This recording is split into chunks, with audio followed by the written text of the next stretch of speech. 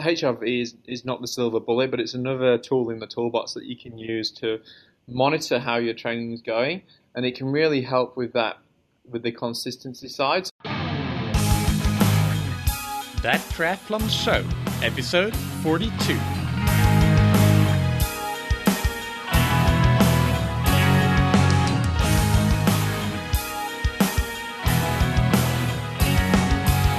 Hello everybody, welcome back to That Triathlon Show, the podcast presented by scientifictriathlon.com. As always, I'm your host Michael, and today's episode is an interview on heart rate variability, or HRV, for triathletes and endurance athletes, with one of the greatest experts on the topic in the world today, Dan Plews, PhD, coach of elite athletes, and he has many more merits to his name, and we'll go into that on the interview in a minute. We talk about things like how HRV can help you decide when to do high-intensity workouts and when to hold back instead, and why that may be better than just sticking to a rigid program, having that adaptability based on HRV.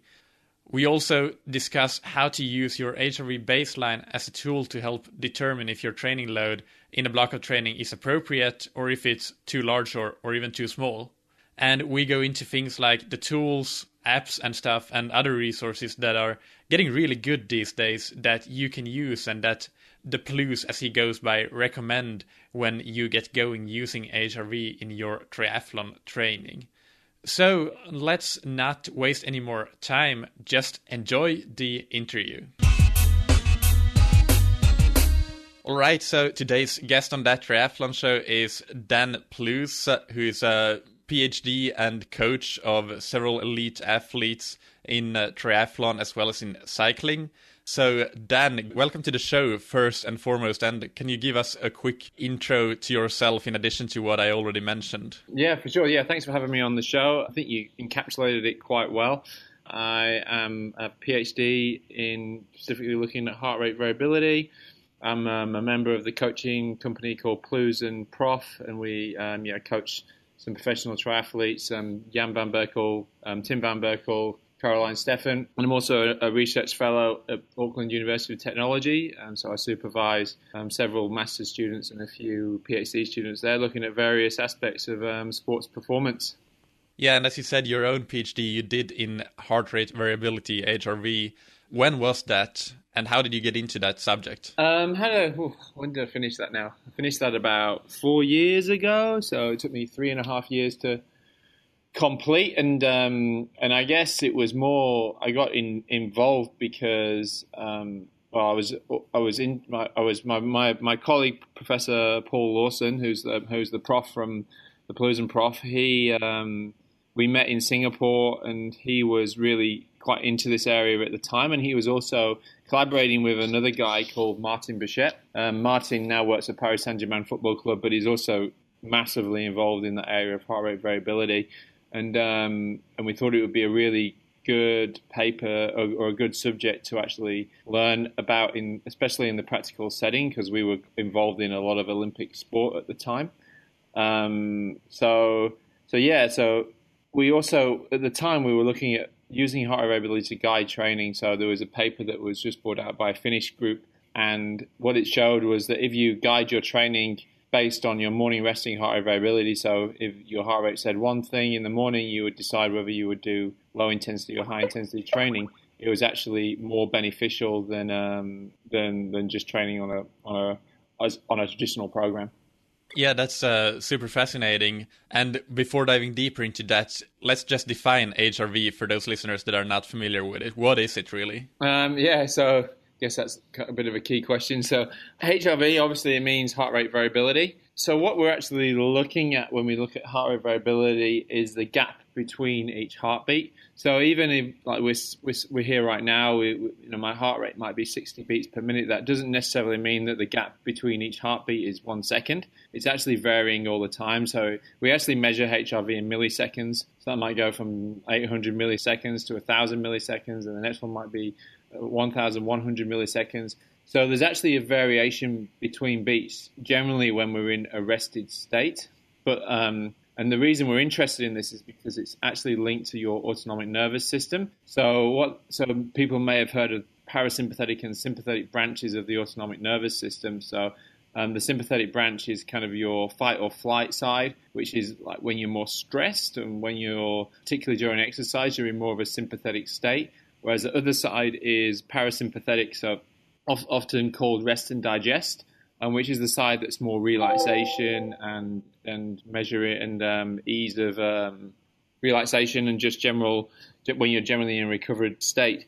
But the key is, and what we're interested in, that height variability can actually measure this. So when we have more variation between beats, it means that we're in more of a parasympathetic or more of a relaxed, recovered state. If there's less variation between beats, it means that we're in more of a sympathetic and more of a stressed state. And obviously, like when you're doing exercise, you all know if your heart rate's up at 100, in the 150s or 160s, it's very steady, and there's not really much difference in the gap between each heartbeat. Perfect explanation, and that's something that I think people are confused by, because when you measure your morning heart rate, for example, it's generally taken that a low resting heart rate is pretty good for endurance athletes, but with HRV it's the other way around, because you measure the variability and you want that to be higher. So it's good to get that clarified. So let's now move on to the implications that you alluded to earlier about how you can basically direct your training based on it. So what all sorts of implications go into HRV? Yeah, so I mean that was there's been a couple of studies that have looked at that now. Most of them have shown positive results. What it suggests is that when you wake up in the morning, you take your resting heart rate variability, and if it was low, so if the variation between the beats was low, it would be suggestive that you're in more of a stress sympathetic state, and you're maybe not recovered as well from the training, and as a result, you would actually decide to do more of a low intensity session on that day. Whereas conversely, if you woke up in the morning and your HRV was normal or it was high, you would actually decide to do high intensity training on that day. So that was the promise of it. But from a lot of our research, we just found that in actually like real practical application of doing that within an elite group, it's actually harder than it seems. And the general day-to-day variation of heart rate variability is very varied anyway. So we moved away a little bit from looking at heart rate variability in that kind of acute response, and looked at it more from more of a chronic standpoint, alongside of subjective metrics to support what we were looking at. Okay, so talk a little bit more about that and the difference between the acute way of looking at it and the chronic side of looking at it. What did you do more specifically, and what are you doing now? Yeah. So, I mean, when we say acute, it's basically making a judgment call on what to do with your training based on that acute response of what your heart rate variability is saying on that day, that very split second in the morning. So what we did is we kind of showed that those acute values can be just too varied and not really mean much. But when we actually brought them into more of a rolling average, whether that might be over 7 days or a 10-day period, or even just a weekly average, we could actually get it'd actually be a lot more stable, and we'd get a lot more certainty in the decisions that we were making based off that. So we devised ways where we would look at baseline measures for that individual, and we'd establish ways to measure that baseline, and then we'd look at how those rolling averages would respond over a training block. So yeah, and I worked with. And I was fortunate enough that I had some Olympic rowers I was measuring with at the time, and we had 4 Olympic gold medals during the period of when they were actually measuring the heart rate variability, and this has been shown time and time again in a number of athletes that I monitor. So, basically, when you're doing that type of endurance polarized training and having that endurance type polarized training, there's a natural response that you're expected to see when you're actually adapting and you're really coping with that training that you're undergoing. And is that what is that response? Would you see it in the baseline? Yeah, so you'd see it basically. You would see increase in that, an increasing trend. So if you look at the rolling average over a 7-day period, and you're doing a good block of training and you're actually making some good adaptations to that training, you would really see it increase and go above the kind of your threshold zones for your normal baseline. But then when you actually taper but that doesn't necessarily mean that you're you're going to perform well at that time. It just means that you're coping with the training and you're adapting. There's a response or there's an adaptation to the training that you're currently undergoing. But if you actually were to compete at that time, you would probably be a little bit tired and you probably wouldn't go that well because, fitness, right, race performance is fitness versus freshness, right? You can be quite fit, but you also have to be fresh. So what we found is that when you actually tapered, the HRV would then actually come back down to baseline. But what we want to see is that hump when it comes up and then back down for the optimal time before competition. Oh, that's really interesting. Cool stuff. So let's talk about how we measure it, because we skipped over that so far, and I'm sure that's something that the listeners want to know. Is this just something that you can do in an Olympic training center, or is this available to everyday athletes? Yeah, HRV, and the time that I've been working with it, it's really come a long way. When I first started reading in the area, it was all on like ECG, and it was kind of like you had to lie down and then stand up, and it was quite a long procedure. But we've really made some good expansions in the way that we can measure HRV now, and there's new applications. So there's lots of different iPhone and smartphone applications that will measure HRV for you. And you don't even need a heart rate monitor chest strap. So it kind of went from ECG to heart rate monitor chest strap, and now we're at the position where we can actually just measure HRV through PPG technology, which is using the camera on the back of a phone to measure your HRV. And we published a paper about 3 months ago that validated an app called HRV for Training that uses that PPG technology, and we validated it against ECG and also against Polar, and they were all very, very close and reasonable in terms of the measurement of measuring HRV. So yeah, anyone can download an app. There's also Elite HRV, which is another one that is a really good app, and you can download these and do it yourself on a daily basis. Yeah, and I use HRV for training myself. Incidentally, I started around 3 months ago with my current HRV measurement. Before that, I had been using, as you said, a heart rate strap, but I just stopped it because it wasn't convenient to do that in the morning, or I didn't bother doing it anymore. But now with HRV for training, I'm on a 3-month streak, so it's perfect. Yeah, it's really good, and especially like unless you have a separate strap, no one wants a stinky, sweaty heart rate strap next to the bedside ready to put on first thing in the morning. No wife or partner is going to be appreciating. Yeah. And also a third app that I think that we should mention that I think is pretty big in this space is iFleet. Do you know anything about that app specifically? That's for iPhone, I believe. I think it's. I personally have not used that very much. No. Okay. I personally, I've found that the Elite HRV and HRV for Training to be really good. So. Okay, yeah. Well, we'll have links to all of that in the show notes. The important point being that there are a lot of options, and as you said, the measurement with the camera on the back of your phone is really great. You do that in just 1 minute in the morning, and with the HRV for Training at least, you then answer some question about your fatigue, muscle soreness, and mental fatigue and all those sorts of things. It's also really easy. You just drag and drop a slider to indicate your current level, and then you can, as you progress over time, you can start to see correlations, if there are correlations between different factors. And for me, at least, it's mostly sleep that seems to be affecting my HRV.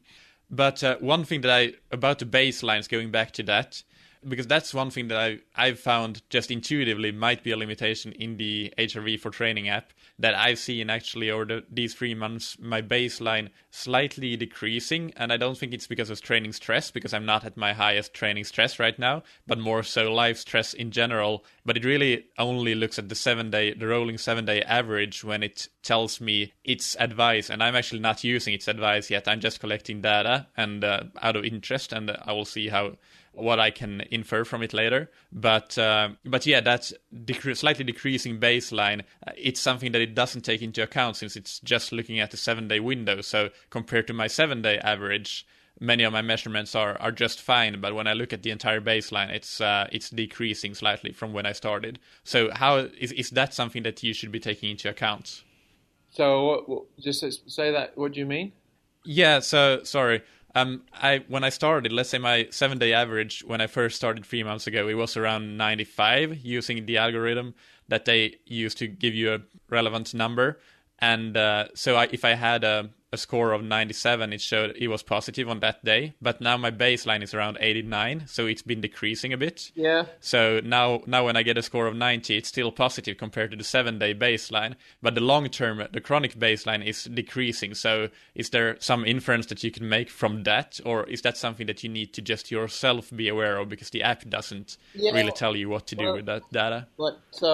So with that HRV for training app, I've had a lot of involvement with specifically the coaching app. I don't know if you've had any.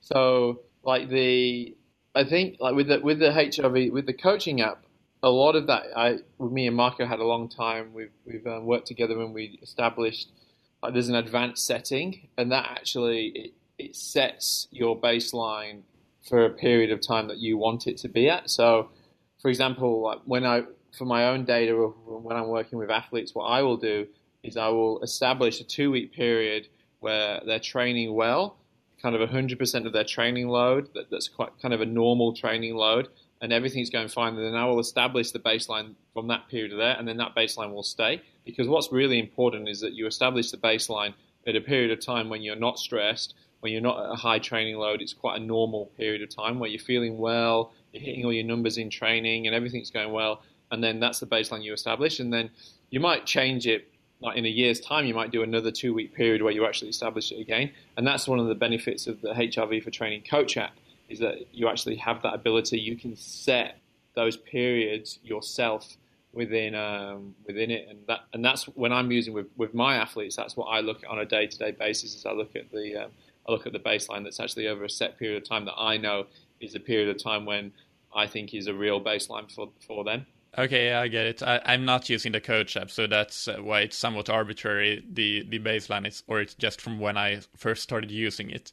And I wasn't really cognizant of when I would establish that baseline. Yeah. Okay, so what are some practical tips that you can give if people want to start using HRV? How should you go about it to really reap the benefits? I think, HRV is very context specific, so you have to really understand the response to the type of training you're doing. Like a decrease is bad, but also a sudden increase can be bad as well.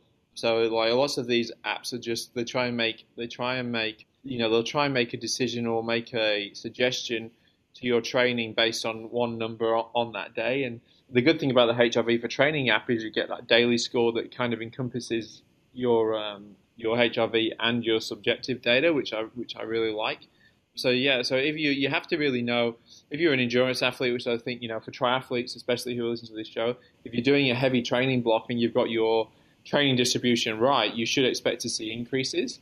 So it should go up. But if you've got that wrong, or you're doing too much high intensity training, you've not got that balance of low intensity versus high intensity, you'll probably just creating too much stress for yourself, and you will gradually see it go down. And also, the really good thing about HRV, it's not just training; it can be diet can show on it, and also work stress, life stress. All these things can have a marked response on your HRV, and these are all things that you have to be aware of. Yeah, and I think that's the big thing that I noticed, that life stress had a big factor, probably just as big as training in changing my HRV over time. Again, just based on my intuitively looking at the data. So what about when you say that you want to see the HRV increase over time? Can you give any rough guidelines for how much that would be? So what kind of numbers are we talking about? Well, it's completely individual. So for me, my baseline HRV is around 10, which is which for some people that would be ridiculously high. So it's really, really quite individual. But what's important is that how much it changes compared to your normal values. So you can't really put a number on it, but usually, so the HRV app is done on one standard deviation. The HRV for Coach app is done on half of a standard deviation, which is what I use in my PhD. So I'm kind of I typically use 0.5 of a coefficient variation for over a 2-week period. Yeah, and that's where it's important, is establishing your own baseline and knowing what substantial change for you is key. Can you say that again with the coefficient of deviation and how it's different from HRV for Training and HRV for Coach? So in the HRV for Training Coach app, Marco and I we spent some time trying to establish those those kind of the worthwhile change bars, and within the coach's app, it's when you can actually establish the smallest worthwhile change in zero point 0.5 of an SD. But it's like how you establish that is it's quite individual as well. Like people who have a lot of day-to-day variation, that's why establishing the baseline is so important, because if you're somebody who naturally has a lot of day-to-day variations, it will take that into account and just give you a bigger threshold of change. If that makes sense? Yeah, it does. But I'm not sure. I haven't seen it in the HRV, in the normal HRV for training app. This coefficient of change, or what's the term again? The least significant. So in the actual HRV for training app, the baseline and the change. So when the point, so you'll see like it says trivial. There's those trivial bars, and it gives you the thresholds. If you look underneath the main score, it'll give you kind of some bars, and when it's over that, it'll flag red. When it's over or under it, it'll flag red, and when it's in between, it'll kind of be green or orange. But those bars, those threshold bars, are based on one. I believe it's one standard deviation, but I'm not too sure what that one is, but I know what the coaching one is. Okay, got it. So it's already taken into account, although you don't see that exact. You don't get to see what that threshold for a significant change is defined as. Okay, so finally, again, going back to that your work with Olympians and the study that you mentioned from Finland that first showed that potential benefit on training based on HRV and adapting your training to that. What are the actual benefits? How great of a magnitude can you see by adapting your training to your HRV? I think it's it's not like HRV is not the silver bullet, but it's another tool in the toolbox that you can use to monitor how your training is going, and it can really help with the consistency side. So making sure that when you go out, you're hitting the targets in training, and actually you're not going to be over fatigued and really have to take a step back from your training. And that's where I find it's really beneficial with my athletes. If we're one of the athletes that I coach, Jan van Berkel, he's just training for Zurich at the moment, and he's just done a really good training block. So in the build up to the race, and the HRV had the desired response, and during this block it really increased, and he went above his own threshold of worthwhile change. So I knew that he was getting a good adaptive response. But conversely, if it was the opposite and we started this block and he just started plummeting and going down, I'd just ask myself better questions, and I would say, why is that going down? Have we got the balance of the intensity wrong? Is the recovery not right? And I'll make a change to the program in accordance to try and then get the response that I'm looking for. Yeah, okay, perfect. So obviously we can't go into every single detail on HRV because there is a lot on this podcast, but how much information do you have on your website, for example, about this? And are there any other great resources that we can point out so the listeners can go and learn more about it? Yeah, for sure. So if you go to our website, plewsandprof.com, there's a HRV tab, and there's all of our publications in the area of heart variability are listed there, so you can go wild and read as much as you like on that one. I think there's more than 30 publications in the area of HRV. There's quite a few there. And then a really great resource is provided by Elite HRV. So Elite HRV is owned by a great guy called Jason Moore, and he actually runs a Foundations in HRV course, which is basically it's an educational forum and course that you can apply to do, and they come out every once in a while. They're not permanent, but they have like a course that you can do, and that just basically teaches you everything you would ever need to know about the area of HRV, specifically with lots of information in there about how to use it for training and monitoring your training. Yeah, that's perfect. That's completely new to me, and I was just looking at your website now and immediately thinking that, yes, a podcast, that's something that both me and other listeners will definitely want to have a look at, since we're already obviously podcast listeners. Okay, so one more question before we move into the rapid fire questions is there anything else in exercise science, since you follow that entire field closely, I know, that has you fired up at the moment that you're really interested in? Yeah, so at AUT University, I'm looking at something called functional resistance training, which is using these weighted garments for Ironman training, which is proving to be quite interesting. And it's through Exogen Leela. I don't know if people might have heard of that, but we're actually doing a good bit of research in that area at the moment. So looking, age groupers out there who are looking to, we've all got only a certain period of time in the week to do our training when we're trying to work, and this is just one way that you can potentially maximize your time when training. So basically, there's a suit that you can add really minimal weights to, which could be like 100 grams on the thigh or on the calf, and you can do your run. And you can, even we're looking to use it in swimming as well. To actually, it's basically on a fact finding mission at the moment to see if it actually is of a benefit to training. Yeah, the low carb diet for Ironman triathlon specifically is something that I'm really interested. Still quite looking into, and obviously I've done a lot of research in that in the past, and that always gets me fired up, especially from the health, not only just the performance but the health standpoint as well in Ironman triathlon. Yeah, and there's loads of things. There's things going on with using the heat as a training intervention, like sauna versus spa. Yeah, lots of cool things going on. So these are all the things that I'm kind of looking into at the moment. Excellent. Yeah, and I know that the weight vests, for example, have been used quite some time already by ultra runners. So interesting to see that they're moving into triathlon as well. All right, so I'm going to challenge you now to keep these answers really short to the rapid fire questions. There's 3 of them, and the first one is, what's your favorite book, blog, or resource related to triathlon or endurance sports? I should have looked at these before you asked me. My favorite, it's not really a triathlon book, but it's a book called Mistakes Were Made But Not By Me. It's actually a guy called Peter Attia who got me onto it, but I've read it a few times, and it's all about about cognitive dissonance and it's really hard to, once we believe something, it's really hard to change our beliefs. Worthwhile read. Yeah.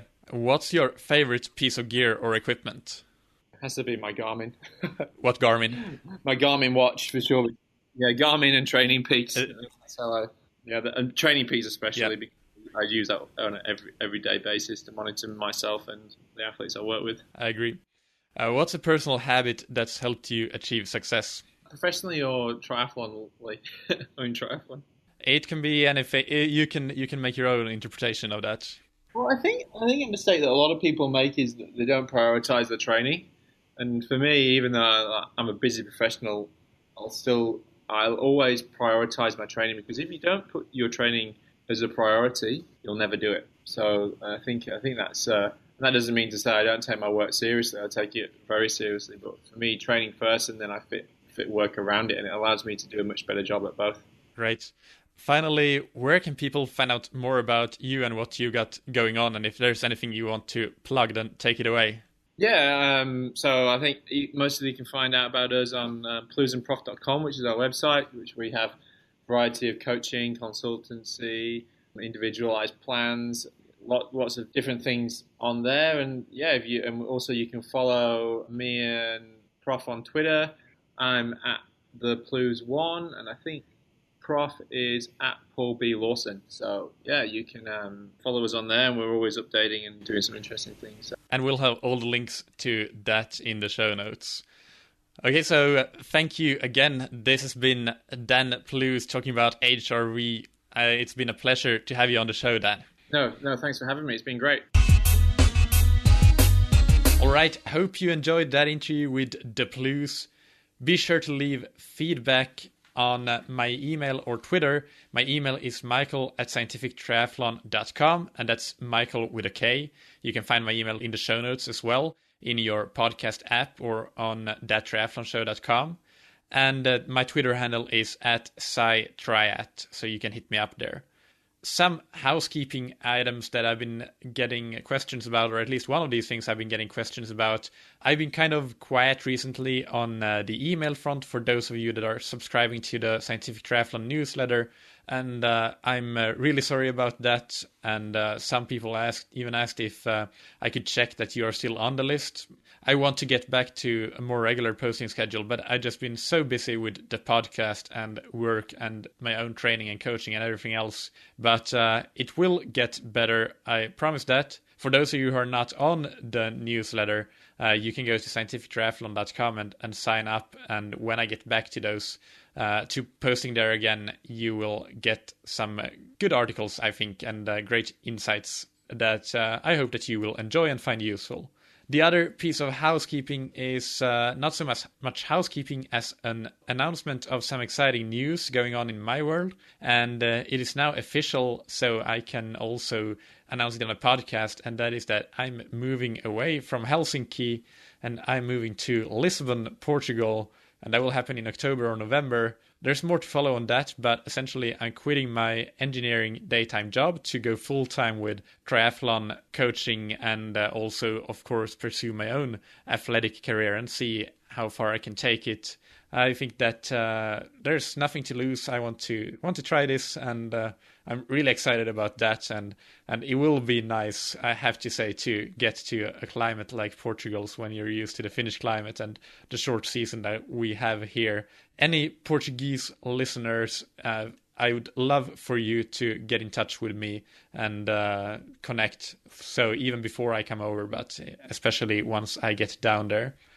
So last episode, I should say, I read out a review of the podcast, and I'm going to read another one today that I just got from Bunkas the dog from the United Kingdom. He writes, brilliant, rated 5 stars, and then writes, in my humble opinion, by far the most informative triathlon podcast. Great interviews with worldwide authorities on the subject.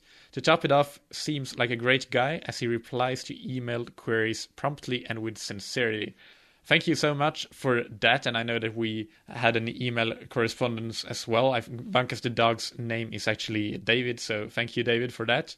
And as I mentioned on the last episode, finding these reviews really fired me up and got me motivated to keep pushing with the podcast and trying to improve it. I'm doing 4 interviews this week as a result. I just got so in the groove and loving it at the moment. So looking for more great guests and topics as well. So trying to keep improving, just as with my own triathlon and coaching and everything. So, and that is where you come in, because these reviews do help me improve. They just motivate me to push and get better.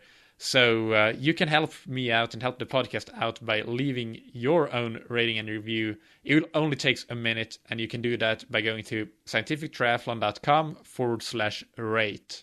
And finally, what do I have in store for you for the next couple of episodes? Well, as the proud owner of a website called Scientific Triathlon, it's my great pleasure to present to you one of the greatest names ever in exercise science, one of the legends of the field, Professor Tim Noakes from South Africa. And we have 2 episodes coming up with him. I just today conducted the interview and decided that it's best to split it up in 2 parts. The first will be on the central governor model and how the brain really is the limiter of performance and not your physiology. Very similar topic to what we discussed on episode 17 with Samuele Marcora. So I recommend that you, if you haven't listened to that episode already, that you go back and listen to it.